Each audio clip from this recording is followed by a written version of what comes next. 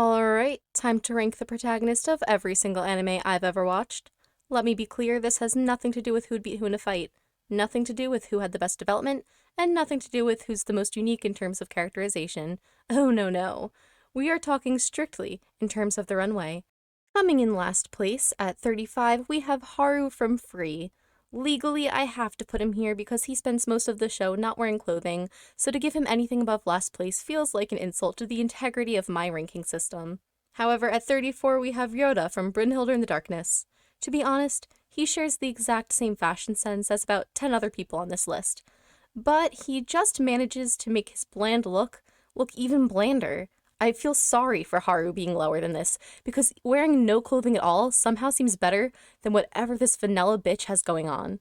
33, I'm just going to dump every protagonist with a bland look. Not necessarily bad for the concept of the show, but absolutely not fit for the runway. Genuinely disappointing fashion, no personality, but not low enough to place on the same level as this guy. So congrats for that at least. Feel free to fight me on any of these, but I feel like I don't have to elaborate. We have a tie at 32 for those who skipped the lump of bland bitches ranked 33, but just barely. Toru and Sakura wear very average uniforms, but have added style where they can, in the form of an oversized bow. And while I'm not a fan of oversized bows, sorry Queen JoJo, I have to admire these two for at least adding personality where they can. In 31st place, I put Ichijo from Nisekoi, for almost the exact same reason. He has a bland uniform, but at least he added some fun clips for some spice. The only reason he's a little higher than the other two is because I'm a clip gal and not a bow gal. 30, Tatsumi from Akame ga Kill. While his outfit is actually quite unique and works with his job, killing bitches, I think I'm more insulted that he showed up, saw what his coworkers were wearing, and thought he didn't need to change. Like, no. Look at all of this personality, all of the vibrant colors, and tell me you're okay looking like a medium-sized vanilla froyo. At 29, I have Shirayuki from Snow White with red hair. To be frank, I remember virtually nothing from this anime. Like, actually nothing. I remembered she had red hair, but I feel like that might be cheating because of the title. Anyway, I googled her and her outfits, and they're cute. They have that Lord of the Rings feel. I don't know. Good outfits, but I didn't remember them, so how iconic could they truly be? At 28, I have Haruhi from The Melancholy of Haruhi Suzumiya. I honestly dislike this anime, but I can't pretend that this isn't one of the most iconic uniform looks. The cute bow, the pops of yellow and red against more subdued blue. It's nice, but there are other school uniforms that deserve higher. 27, Mugen, Samurai Champloo.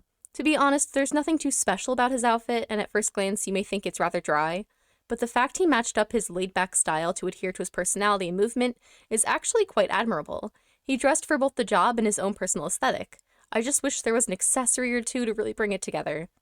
Okay, don't be mad, but at 26 I have Eren from Attack on Titan. I only watched like 1 or 2 seasons of this years ago, but I just remember thinking that for all of the detail that went into making this uniform, it's so fucking ugly! So fucking ugly. I'd rather be killed by a Titan wearing something with some like blue or purple in it than to be fucking camouflaged wearing whatever the fuck Boy Scout reject this is. No! Like, tell me these bitches don't have permanent wedgies. Because you can't. You can't tell me that. You can't tell me they don't have permanent wedgies. Alright, at 25, we have Kosei from Your Lie in April. I think if we judged this strictly on his school uniform alone, we'd simply have to place him lower. However, he wears layers in his free time and also knows how to pose in a way that highlights his uniform. Even in still shots of the show, there is a musical element to his movement that makes it simply pop and look more vibrant. He may not have the best outfit, but he knows how to work with what he has. At 24, we have Hinata from Haikyuu. It's a sports uniform, so However, black and orange to me is one of the most underrated color combinations because some cowards are afraid that they'll be stepping on Halloween. No. Orange and black is year-round and needs to be used more, so bravo to Hinata for that one. At 23, we have Natsuno from Dog and Scissor. This anime is an absolute crap show, but we can't sit here and pretend that this bitch didn't make this look work for her.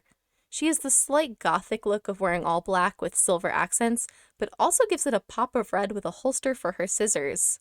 Quickly following at 22 is Nikkei from The World is Still Beautiful. She has that 70s vibe to her, the shoes were a great addition, and I like her earrings, they're a cute touch. She obviously knows how to accessorize. Also that one scene where she comes out in this dress, absolute look. Once again, didn't love the anime, but the aesthetic, I can't deny her that. At 21, we have Saitama from One Punch Man. Saitama is someone who decided to turn his back on trends and simply style himself in a way that is true to his personal aesthetic, and I respect that.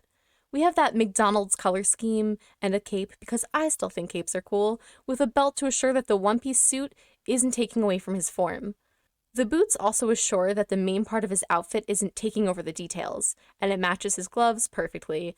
Nice job. Alright, we're getting to the top 20, and this is super fucking embarrassing, but at number 20, I'm gonna have to put Natsu from Fairy Tail. Okay, so I'm picky when it comes to open-toed shoes, but with this very summer-inspired look, that not only fits his character, but it fits the universe, I think the sandals add to it. Also, you may be thinking, what the fuck is he doing wearing no shirt but a scarf? And while I barely remember the show, I'm pretty sure the scarf is super fucking sentimental or something, but it also kind of works with his look. Like, the color combo is stunning, but also by matching a light scarf with a sleeveless look, you're setting yourself apart from everyone else. 19 is Emma from The Promised Neverland. Look how she manages to get some personal style despite being dressed by someone intending to feed her to aliens. Like, these models wish they had what Emma has. There's something so great about wearing all white, but choosing such a subtle pop in the form of these boots. Like, if your look has to be simple, this is the way to go. That look is good enough to eat.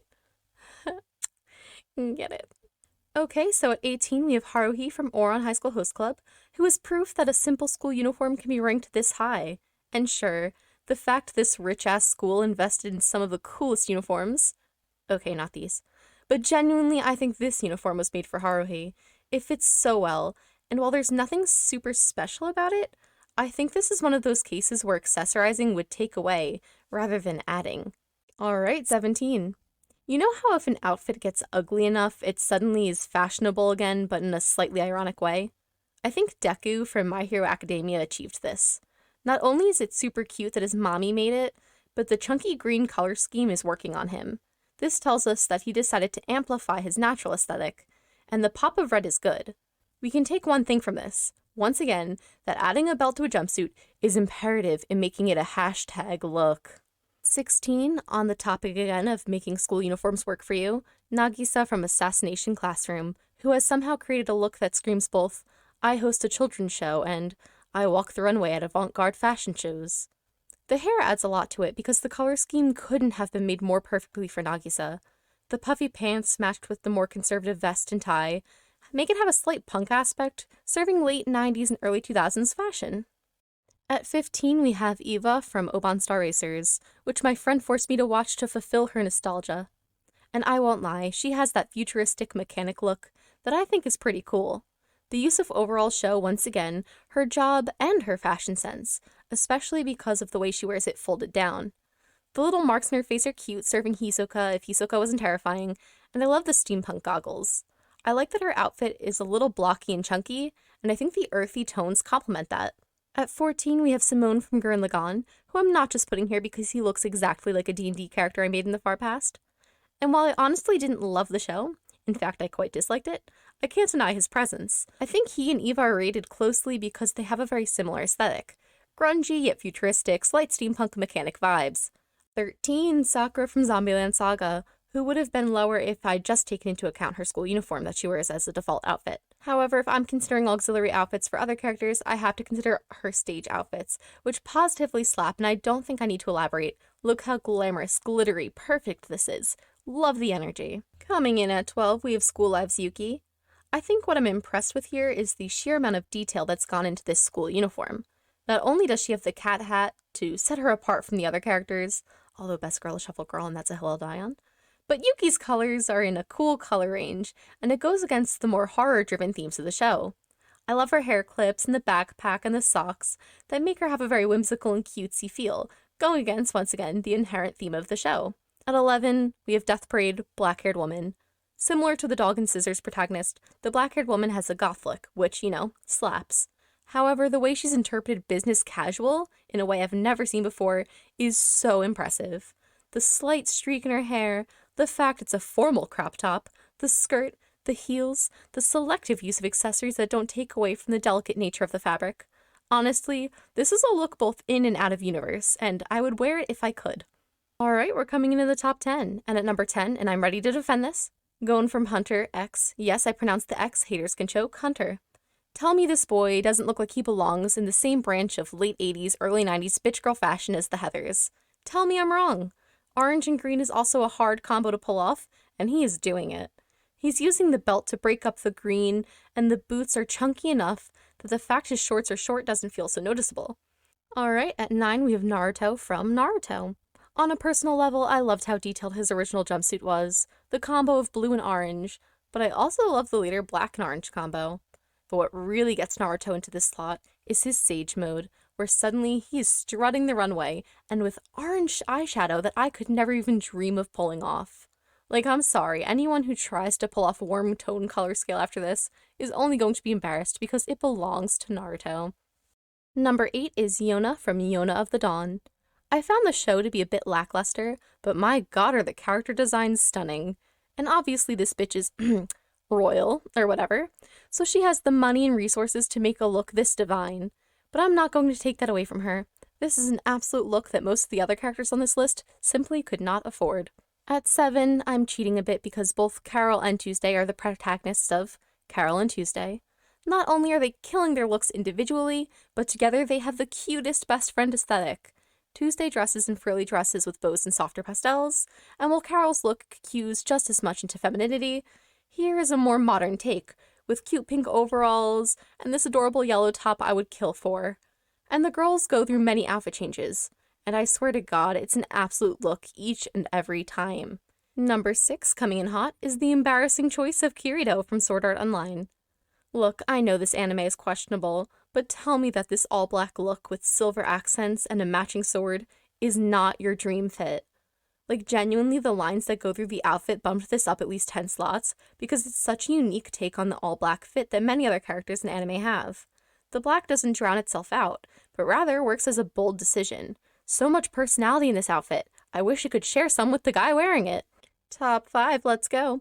At number 5, we have Yuri from Yuri on Ice, once again given advantage from the sheer number of outfit changes in the show. However, I'm thinking of this one outfit in particular. This is a less heterosexual take on Kirito's outfit, and a personal favorite of mine. Similar to the way Weiss's outfit design has hints of red underneath to set it apart from the bulk use of one color, Yuri has red underneath his outfit that helps break it up as well, but still keeps it predominantly black. The use of silver and white to add a delicate off-balance feel tells you that Yuri is an ice skater with a delicate side, and it's so uniquely him despite not even being his outfit to begin with. Extra points because he slicks back his hair with gel. At number 4 we have... I'm starting to think this is wrong, but I already did this. Okay, no, I stand by this. Yato from Noragami. He knows he's a god, and like many other gods, you would think he'd demonstrate this power through a bold fashion choice that screams, I'm expensive, or I'm authentic. Instead, Yato matches this old-ass scarf with cowboy boots and a tracksuit, and no other bitch can say they've done it. And that's what fashion is about, innovation and starting trends. The fact he exhibits control over the irony of his own low-effort fit is admirable, and I also just think it's a look. It's very him. Number 3 is Edward from Full Metal Alchemist / Full Metal Alchemist Brotherhood.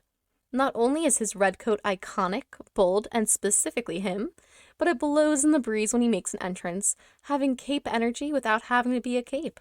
His gloves are badass because I know he only wears them so that they can break dramatically in every fucking fight, and the simple use of black leather is something we don't see enough of in animation. Not to mention he pulls off the puffed up collar in a way Sasuke wishes. Number 2, and boy are we getting to the top. A classic look for me will always be Maka from Soul Eater. First off, she knows that she's in a Halloween-themed universe and decides to add a bit of darkness to her look by adding a long black jacket whenever she fights.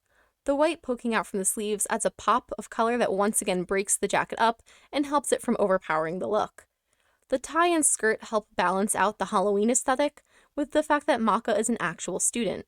So yeah, plaid skirt and a long jacket are such a cool combo, but the boots, those boots, are really what makes Maka deserve this number 2 slot. Those buckled ass, clunky, so excessive boots add the right amount of punk to her look. Also, the fact they chose slight yellow and green pastels to offset the severity of the black and red. Daring, with excellent payoff. Alright, number 1. Who is the best dressed slut in anime? Kaneki motherfucking Ken from Tokyo Ghoul. Here's the thing. Kaneki wants us to know that he's unhinged, and he uses fashion as a means of letting the world know, hey, I need therapy.